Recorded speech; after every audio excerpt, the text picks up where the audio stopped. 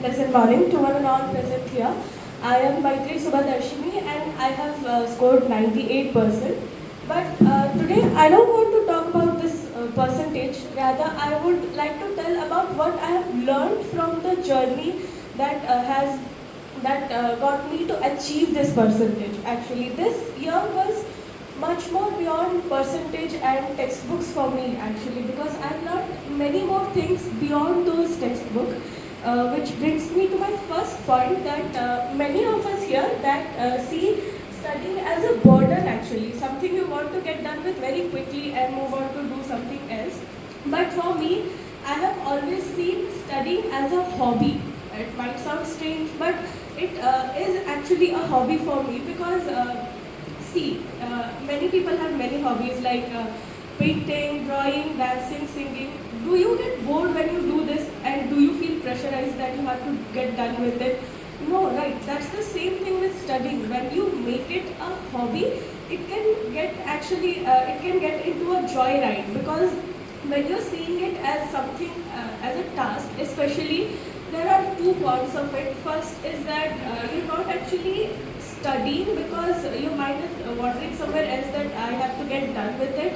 And second would be that you're actually feeling very drained by studying. So I would suggest that see studying as a hobby too, then I'm sure it can be enjoyable for everyone else.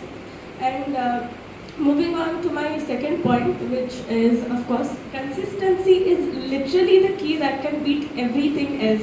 Of course, everyone has heard it everywhere, right? That consistency is that, it can change your life, it is this. But actually, many of us don't follow it because no one actually gives you the full proof evidence that it actually works, that consistency actually works. But you can be the evidence for yourself that consistency works. You can work on it to know how consistency actually works. The result you get would be the evidence that consistency works. Because at the end of the day, it's not about who's the brightest kid or who's the perfect one. It is literally about who shows up even when you least want to. And coming to my second last point will be because I would literally be a fool to take all the credit to myself, because all the Jambavans to my Hanuman is literally present in this room.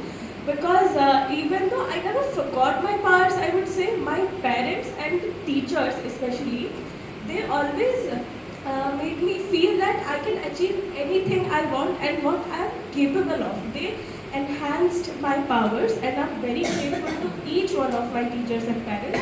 And of course, especially Deepa ma'am, because of course, like in French Revolution, we have read that the thinkers had opened up a new way of seeing the world. She has opened up a new way of seeing the social science, not just as a subject, but as like viewing the world as a new perspective. And I mean, I always had a soft corner for SST, but she made this love even overbrimming. And of course, she was the very first person I had called after I got my marks. And she will always be an inspiration for me, even though as a teacher or as a woman herself.